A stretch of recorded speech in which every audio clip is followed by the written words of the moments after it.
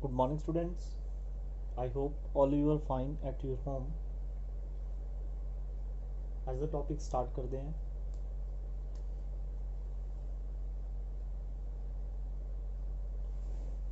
First जो आज topic है अपना ਉਹਦੇ ਵਿੱਚ ਅਸੀਂ show करना है show that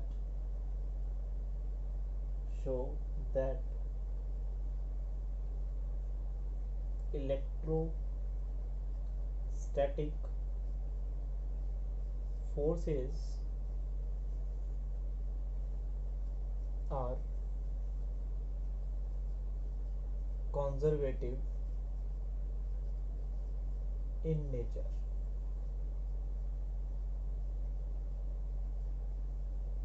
ये ऐसे शो करना है.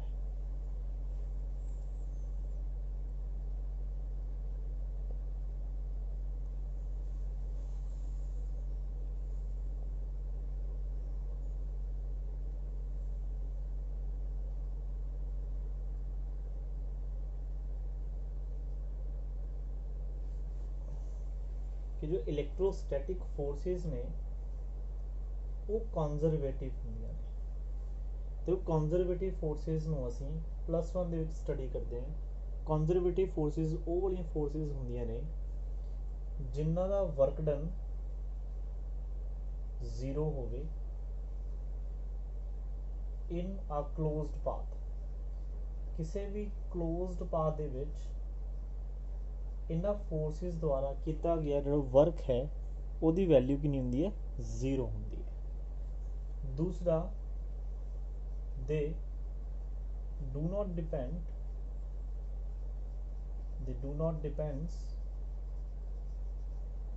upon the path. ਇਹ ਪਾਥ ਕਿਹੜਾ ਫੋਲੋ ਕੀਤਾ ਸੀ ਉੱਤੇ ਡਿਪੈਂਡ ਨਹੀਂ ਕਰਦੀਆਂ ਹੈਗੀਆਂ. ਇਹ ਜਸਟ ਇਨੀਸ਼ੀਅਲ ਪੁਆਇੰਟ ਤੇ ਫਾਈਨਲ ਪੁਆਇੰਟ ਤੇ ਡਿਪੈਂਡ ਕਰਦੀਆਂ ਨੇ. ਤਾਂ ਅਸੀਂ ਇਹਨੂੰ ਕਿੱਦਾਂ ਸ਼ੋ ਕਰ ਸਕਦੇ ਹਾਂ? ਤਾਂ ਬੜਾ ਹੀ ਸਿੰਪਲ ਹੈ. ਸਪੋਜ਼ ਆ ਕੋਈ ਪੁਆਇੰਟ A ਹੈ ਤੇ ਇਹ ਕੋਈ ਪੁਆਇੰਟ B ਹੈ. ਅਸੀਂ A ਪੁਆਇੰਟ ਤੋਂ ਕੋਈ ਚਾਰਜ ਨੂੰ ਇਸ ਪਾਥ ਤੇ ਰਾਹੀਂ B ਪੁਆਇੰਟ ਤੇ ਲੈ ਕੇ ਆਏ. ਸਪੋਜ਼ ਕਿਸੇ ਚਾਰਜ Q ਨੂੰ ਅਸੀਂ ਮੂਵ ਕਰਾਇਆ. ਠੀਕ ਹੈ ਜੀ, ਪੋਜ਼ਿਟਿਵ ਚਾਰਜ Q ਹੈ. ਕਿੱਥੋਂ ਮੂਵ ਕਰਾਇਆ? A to B. That means work ਕੀਤਾ ਫਰੋਮ A to B. ਕਿਹਨੂੰ ਮੂਵ ਕਰਾਇਆ? ਚਾਰਜ ਨੂੰ. ਟੈਸਟ ਚਾਰਜ ਸੀ ਇਹਨੂੰ ਬੋਲ ਸਕਦੇ ਹੋ. ਵਿਚ ਇਜ਼ ਇਕੁਅਲ ਟੂ ਕਾਹਦੇ ਬਰਾਬਰ ਹੋਊਗਾ? ਇਹ potential difference between two points. Okay, and potential difference between two points ਨੂੰ ਕੀ ਲਿਖਾਂਗੇ? Work from A to B ਪਰ unit test charge is equal to ਇਹ ਹੋ ਗਿਆ VB minus of VA. Final minus initial. तो work from A to B इधर क्यों ना लेना मल्टीप्लाई कर दो. तो ये आ गया अपने को इक्वेशन नंबर 1 आ गई. ठीक है जी. सिमिलरली फिर असी की है चार्ज ਨੂੰ मूव कराया from B to A. That मीनस असी वर्क किया फ्रॉम B to A. ਇੱਥੇ ਅਸੀਂ वर्क किया फ्रॉम A to B. ਇਹ ਸਾਡਾ ਪਾਥ ਸੀ. ਵਾਪਸੀ ਵਾਲੇ ਸਾਡਾ ਪਾਥ ਇਹ ਵਾਲਾ ਪਾਥ ਅਸੀਂ ਫੋਲੋ ਕੀਤਾ. ਤਾਂ work from B to A, charge move ਕਰਾਇਆ Q. ਤਾਂ ਪੋਟੈਂਸ਼ੀਅਲ ਡਿਫਰੈਂਸ ਕਿਹੜਾ ਹੋਏਗਾ ਆਪਣਾ? VA, that is potential of A minus potential of B. ਇਹਨੂੰ ਇਧਰ ਮਲਟੀਪਲਾਈ ਕਰ ਦੋ. ਤਾਂ work from B to A Q VA minus of VB. This is equation number 2. तो कंजर्वेटिव फोर्सेस की डेफिनेशन बच्चे की सी कि total work done in a close path 0. देखो एक पाथ ये हो गया, फिर असी उस पोजीशन से वापस गए. दैट मीन सारा एक क्लोज पाथ हो गया. तो जो मैं टोटल वर्क डन की गल करा, ये की होगा? Work from A to B plus work from B to A. लिख सकते हो work from A to B to A. ऐसा भी तुम लिख सकते हो, चाहे कलर W तुम लिख लो. तो total work is equal to A to B का वर्क कितना बचे? This one. तो Q VB minus VA. Plus ਇਹਦੇ ਵਿੱਚੋਂ ਮਾਈਨਸ ਕਾਮਨ ਕੱਢ ਕੇ ਤੁਸੀਂ ਲਿਖ ਲਓ। ਚਲੋ ਇੱਕ ਵਾਰੀ ਮੈਂ ਐਜ਼ ਇਟ ਇਜ਼ ਲਿਖ ਦੇਣਾ, ਇਹ ਹੋ ਗਿਆ VA ਮਾਈਨਸ ਆਫ VB। ਇੱਥੋਂ ਬੱਚੇ ਮਾਈਨਸ ਕਾਮਨ ਕੱਢ ਲਓ ਤਾਂ Q VB minus VA minus Q, ये हो गया जी VB माइनस V, आपस cancer, that means total work done is 0। Hence the electrostatic forces are conservative in nature। ਤੇ ਨਵੀਂ ਵਰਕ ਚਾਰਜ ਨੂੰ ਮੂਵ ਕਰਾਉਣ ਦੇ ਲਈ ਇਲੈਕਟ੍ਰੋਸਟੈਟਿਕ ਫੋਰਸਿਸ ਕਰਦੀਆਂ ਦੁਆਰਾ ਕੀਤਾ ਜਾਂਦਾ ਹੈ। Work from A to B, ਇਹ ਕਿਹੜਾ ਵਰਕ ਡਨ ਹੈ? ਇਲੈਕਟ੍ਰੋਸਟੈਟਿਕ ਫੋਰਸਿਸ ਦੁਆਰਾ ਕੀਤਾ work done. A to B और B to A, total work done ਕਿੰਨਾ ਹੋਏਗਾ? 0। ਤਾਂ ਅਸੀਂ ਕਹਿ ਸਕਦੇ ਹਾਂ ਜਿਹੜੀ ਇਲੈਕਟ੍ਰੋਸਟੈਟਿਕ ਫੋਰਸਿਸ ਨੇ ਆਰ ਕੰਜ਼ਰਵੇਟਿਵ ਇਨ ਨੇਚਰ। ਠੀਕ ਹੈ ਜੀ, ਓਕੇ ਨੈਕਸਟ ਚੱਲਦੇ ਹਾਂ ਜੀ।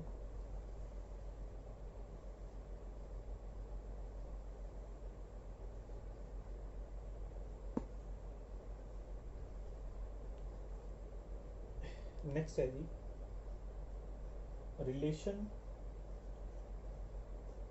बिटवीन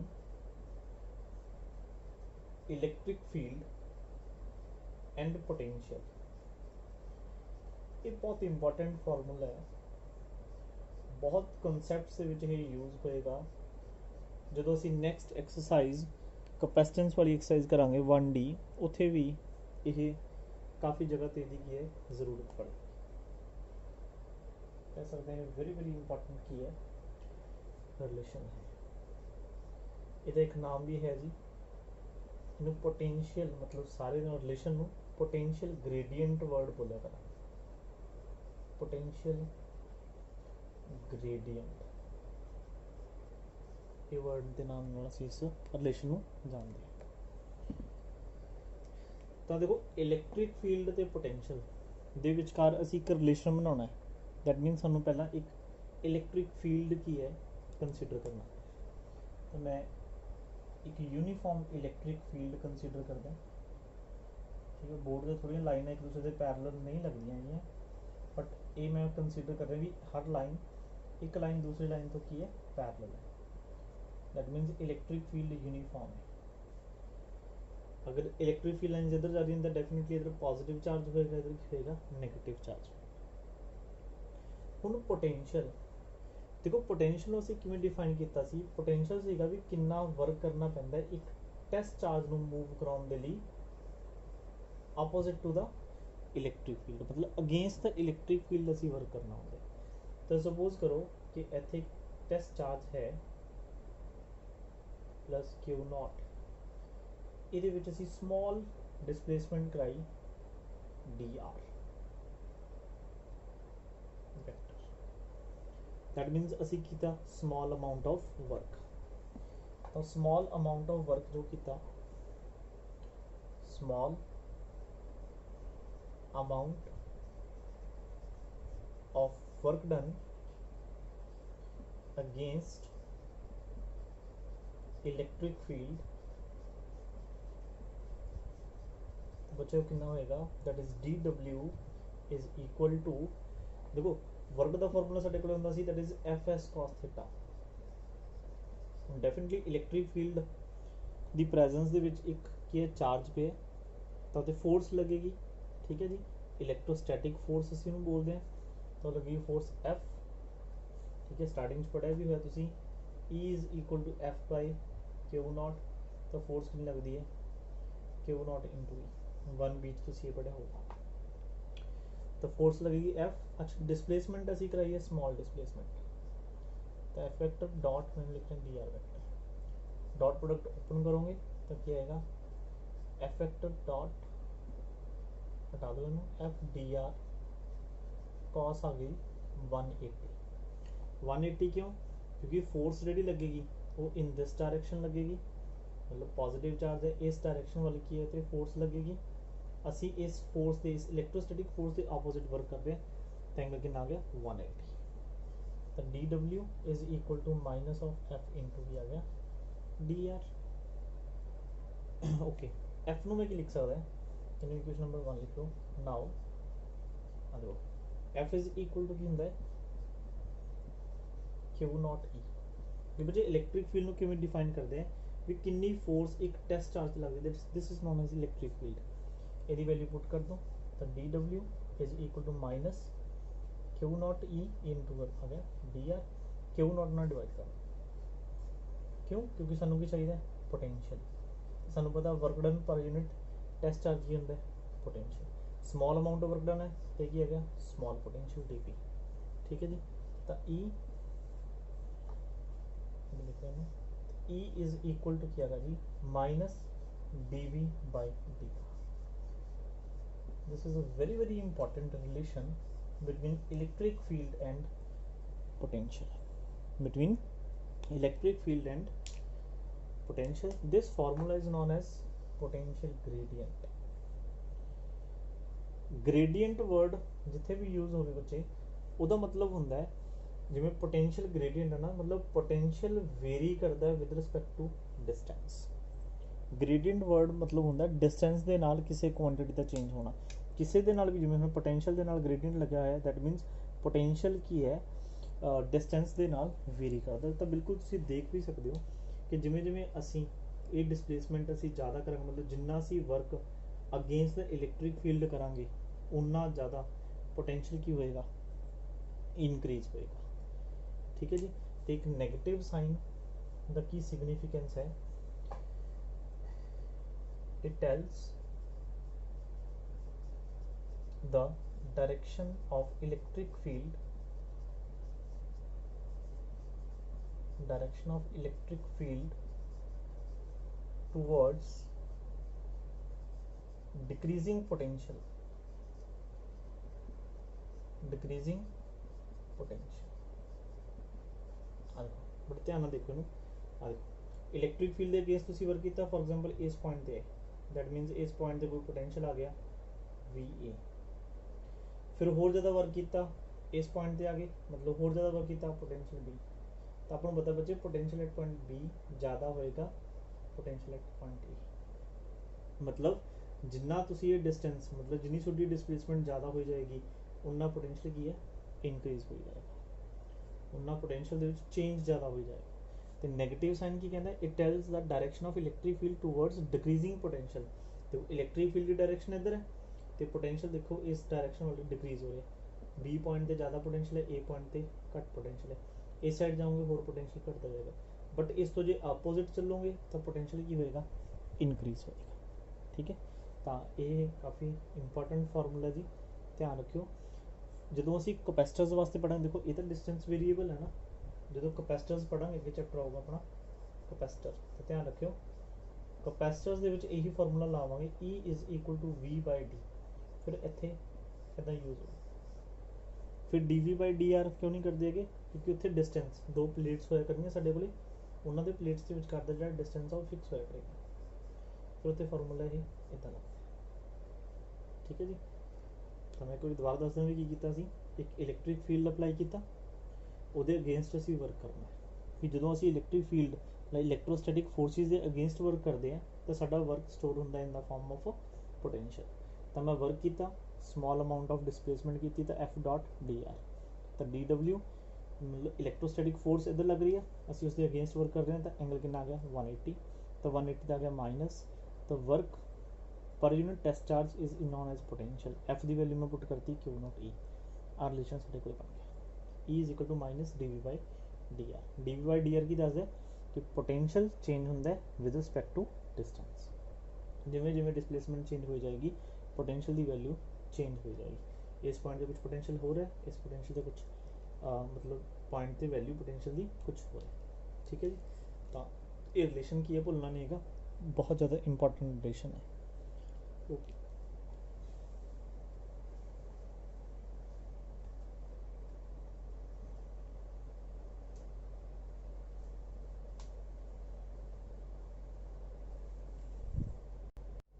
नेक्स्ट जो अपना टॉपिक है जी that is derive an expression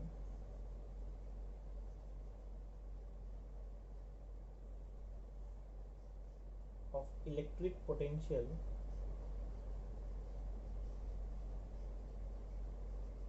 electric potential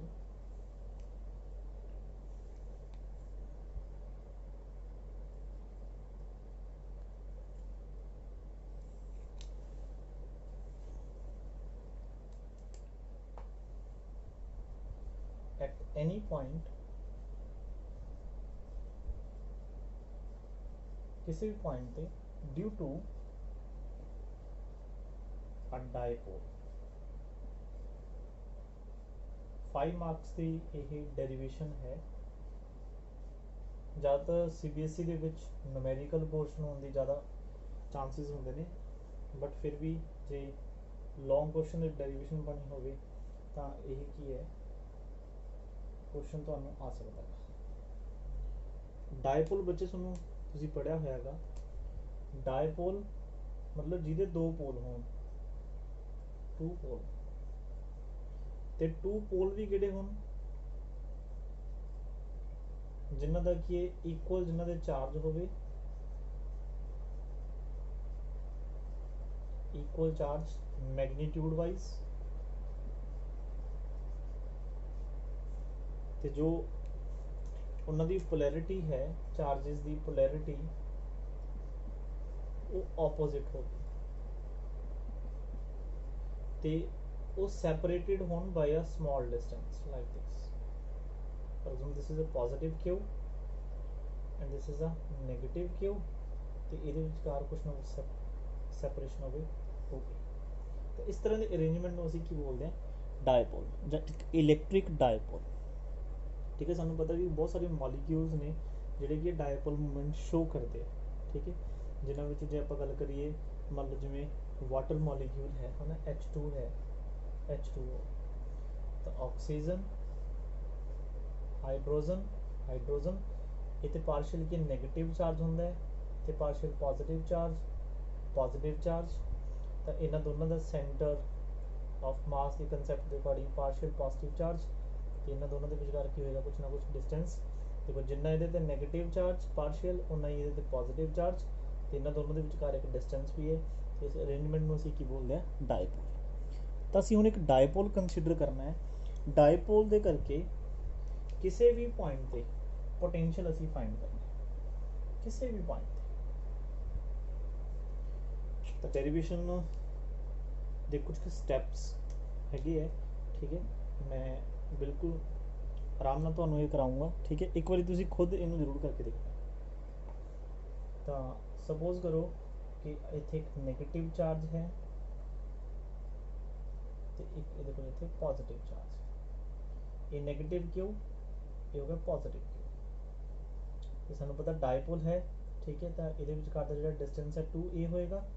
that means centre O ਤੋਂ ਇਹ ਡਿਸਟੈਂਸ a ਹੋ ਗਿਆ, ਇਹ ਹੋ ਗਿਆ। ਟੋਟਲ ਕਿੰਨਾ ਹੋ ਗਿਆ, 2a। and this distance is a and this is also a. For example, we have to find the value of electric potential at this point P.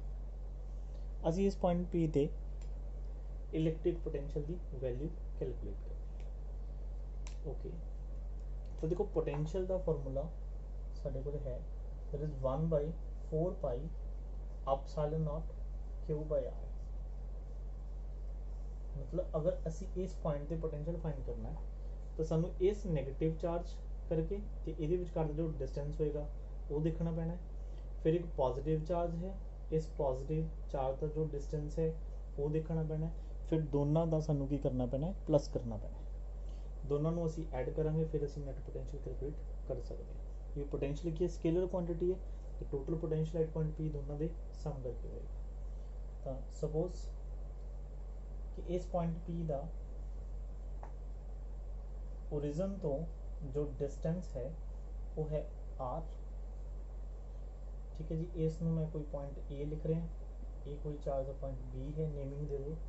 तो जो A पॉइंट तो जो डिस्टेंस है दिस वन, सपोज ए R A है, तो suppose जो A वाला डिस्टेंस है ए आर B है। ठीक है, आप बुक तो थोड़ा जिहा अलग मैथड राही इसनूं सॉल्व करांगे। बुक दे विच काफ़ी कॉम्प्लीकेटेड दिता होया है, तो मैं तुहानूं की थोड़ा जिहा मतलब अप्रॉक्सीमेट तरीके नाल की है करवाऊँगा। ਬਟ ਮੈਨੂੰ ਕਾਫੀ ਸੌਖਾ ਲੱਗਦਾ ਇਹ, ਤਾਂ ਉਮੀਦ ਹੈ ਵੀ ਤੁਹਾਨੂੰ ਵੀ ਸੌਖਾ ਲੱਗੂਗਾ। ਤਾਂ ਦੇਖੋ ਸੈਂਟਰ ਤੋਂ ਇਸ ਪੁਆਇੰਟ P ਤੱਕ ਕੋਈ ਨਾ ਕੋਈ ਇੱਥੇ ਐਂਗਲ ਬਣ ਰਿਹਾ theta.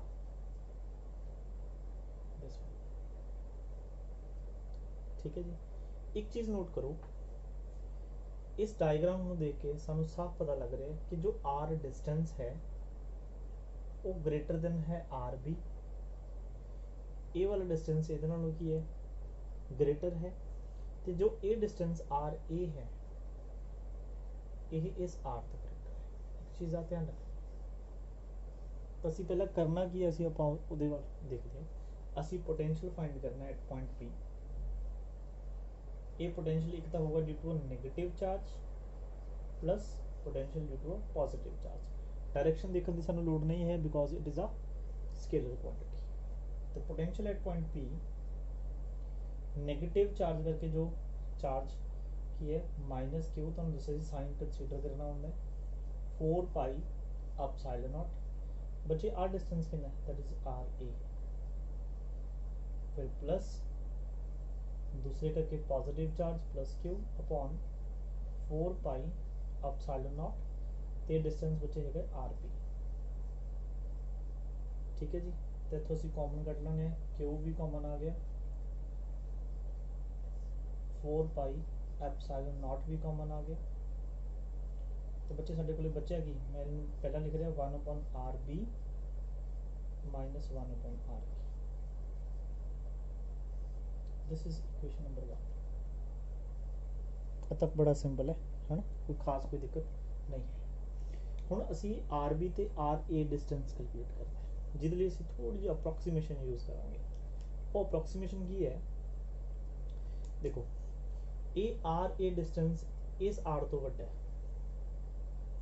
RA is greater than की है R। अगर इस R दे विच मैं कुछ क्वांटिटी प्लस करता हूँ, ठीक है, कोई भी क्वांटिटी प्लस करता, तो मैं RA नू approximate equal to R plus वो क्वांटिटी लिख दूंगा, मतलब डिस्टेंस लिख दूंगा।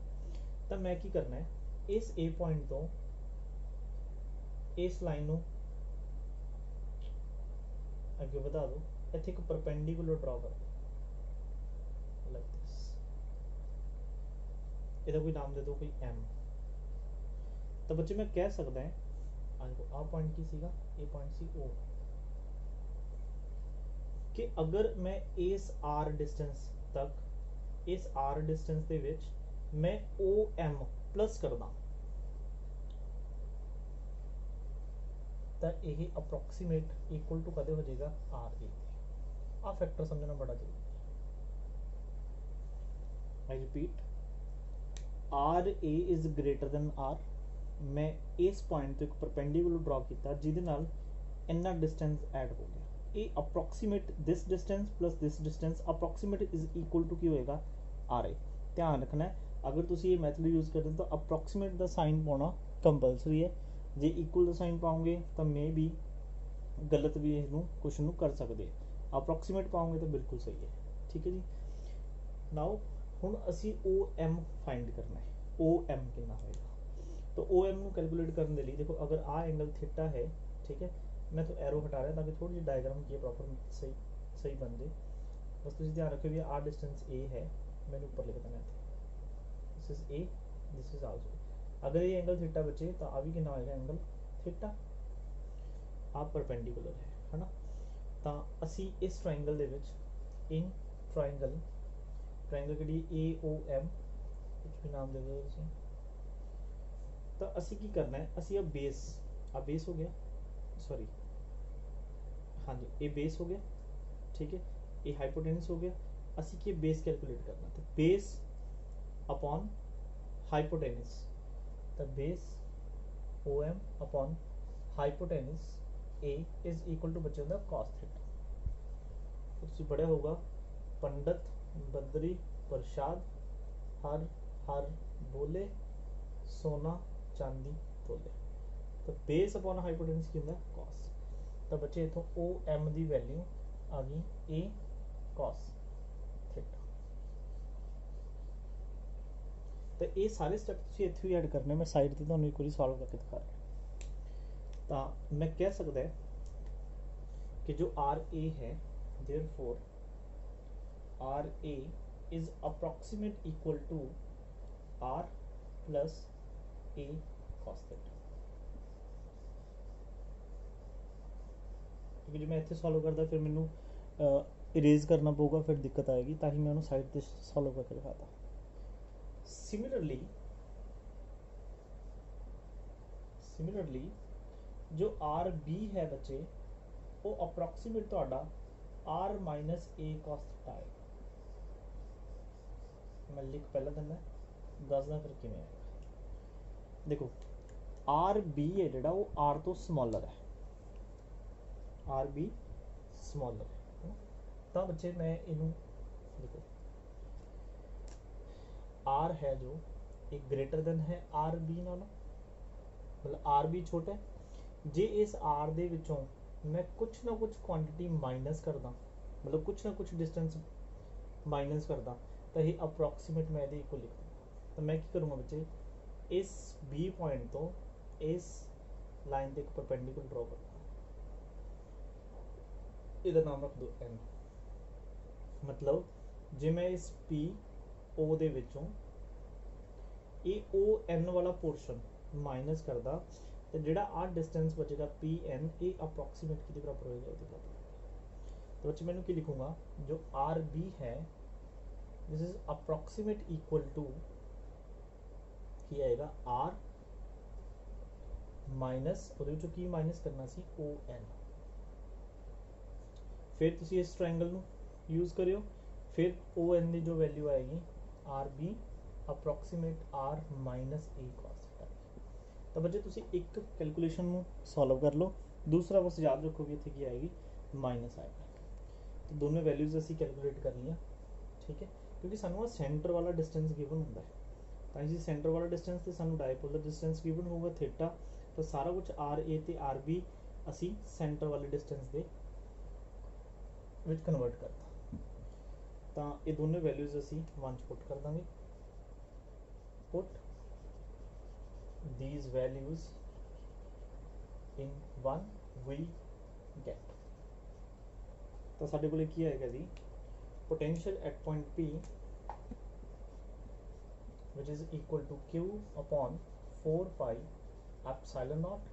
देखो ध्यान नाल पहला 1 by RB की वैल्यू आएगी, that is 1 upon R minus A cos theta, फिर आएगा माइनस, फिर आर ए, मतलब R plus A cos theta. तो इतने बच्चे इधर ले लो एलसीएम। अगर आप एलसीएम कंसीडर करांगे, देखो ए है ए माइनस बी, ओ A plus B, Q upon 4 pi epsilon naught, ये बन जाएगी A square minus B square. ठीक है जी। तो इस टर्म में जो असी इस डिवाइड करांगे तो प्लस वाली टर्म बचेगी, that is R plus A cos theta, फिर माइनस जो असी इन्हें डिवाइड करांगे तो प्लस वाली टर्म कैंसिल हो जाएगी, माइनस वाली बचेगी, तो इतने आ जाएगा माइनस आर, माइनस माइनस हो जाएगा plus, that is a cos theta. मैं थोड़ा शॉर्टकट करता है, इन्हें सॉल्व करके देखो। आर नाल आर की हो गया कैंसिल, तो potential at point P Q by 4 pi epsilon naught, तो बच्चे ए कॉस थीटा हो गया 2a cos theta upon R square minus A square cos square theta. तो जिन्ने भी क्वेश्चंस बचे डायपोल मूवमेंट दे होंगे, उन्हां दा फाइनल आंसर डायपोल मूवमेंट दी फॉर्म च हुंदा है। तो डायपोल मूवमेंट तुहानूं पता है P vector is equal to हुंदा है Q into 2a vector.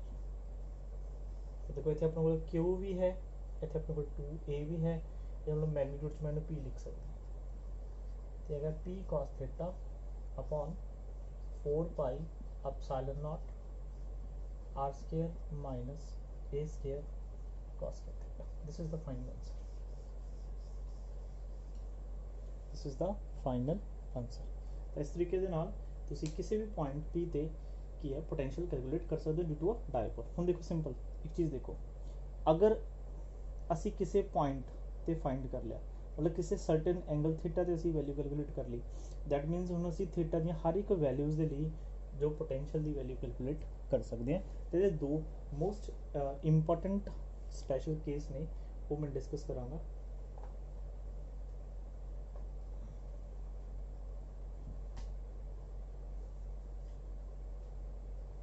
First case की है,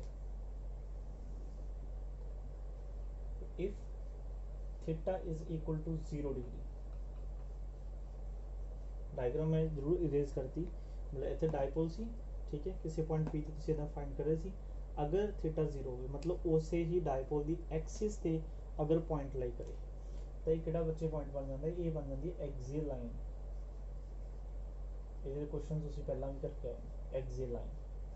तो एक्सियल लाइन मतलब थीटा 0, तो potential at point certain point P कितना होएगा जी, cos 0 होंदा 1, तो पी मतलब 1/4 पाई एप्सिलॉन के लिखदा मैं, तो के P R square minus A square cos square theta. ਇਹਦੇ ਵਿੱਚ ਤੁਸੀਂ ਹੋਰ ਵੀ ਇੱਕ ਸਪੈਸ਼ਲ ਕੇਸ ਲਗਾ ਸਕਦੇ ਹੋ, ਇਫ मतलब अगर r distance is very very greater than a है। r ਕੀ ਸੀਗਾ ਸਾਡਾ ਆਬਜ਼ਰਵੇਸ਼ਨ ਪੁਆਇੰਟ, मतलब उस डायपोल तो जिथे असी की है पोटेंशियल फाइंड करना सी, वो डिस्टेंस r। हुण अगर a वाला डिस्टेंस मतलब नेगेटिव पॉजिटिव इस एक्सिस के अलॉन्ग मतलब बहुत ज़्यादा दूर पे, मतलब आ सी साडे कोल a ते इस ओरिजिन तो a की है r। अगर a बच्चे डिस्टेंस बहुत ज़्यादा होएगा a नालों, तो असी छोटिया क्वांटिटीज़ नूं फिजिक्स दे विच निगलैक्ट कर देंगे। दैन तो पोटेंशियल एट पॉइंट p कितना आ जाएगा, के पी अपॉन आर स्केयर। तो देखो आ एक रिलेशन इहो जिहा है जिहदे विच पोटेंशियल दे विच नीचे स्केयर होंदा डिनोमीनेटर च, जिहदे बारे मैं तुहानूं लास्ट टाइम भी गल कीती सी। अदरवाइज पोटेंशियल दा फार्मूला की हुंदा है,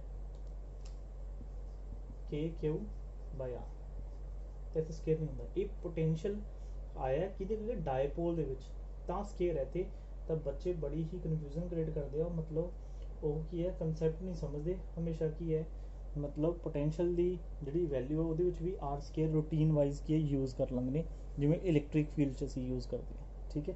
तो हर एक कंसैप्ट का अपना अपना मतलब है जी, ध्यान रखना है। इस डायपोल के केस जरूर नीचे की होंदा है आर स्केयर। दूसरा, अगर if theta is equal to 90 degree consider करिए, मतलब अगर ए वाला पॉइंट इस पॉइंट ना होके, ठीक है, किसी पॉइंट इत्थे हो, तो बच्चे तुहानूं पता लग गया वो किहड़ा केस बन जाएगा, वो बन जाएगा इक्वेटोरियल लाइन। इक्वेटोरियल लाइन, ठीक है। इक्वेटोरियल लाइन किहड़ी हुंदी है, जिहड़ी डायपोल तो 90 हो, मतलब बना भी देंगे इत्थे नेगेटिव पॉजिटिव, ठीक है जी। ओरिजिन मतलब क्या वाली लाइन जिहड़ी परपेंडिकुलर आपां कह दईए बाइसैक्ट करे एंगल कितना 90, मतलब ये आर डिस्टेंस अगर आर होएगा तो भी डिस्टेंस आर होएगा जर्नल। वैसे आर आप चलो ये ले रहे हैं, मैंने कोई एक्स कह देना, अगर ये डिस्टेंस एक्स होएगा तो भी एक्स डिस्टेंस होएगा, ठीक है जी। तो अगर थीटा बच्चे 90 पुट करिए तो cos 90 का number 0। This is very very important question, very very important. एक मार्क्स तो हैगा, वैसे 1 मार्क्स तो ही है, पर काफ़ी इंपॉर्टेंट है। तो सानू एक कंसैप्ट पता लग गया कि डायपोल दे करके इक्वेटोरियल लाइन ते पोटेंशियल की वैल्यू 0 होंदी है। हम तुसीं कहोगे सर भी इत्थे इंपॉर्टेंट क्वेश्चन वाली की गल है, तो क्वेश्चन है, मैं क्वेश्चन की दसदा लिख रहा इत्थे, ये फिलहाल मतलब अपना क्वेश्चन खत्म हो गया। क्वेश्चन बच्चे की पूछा जाता है,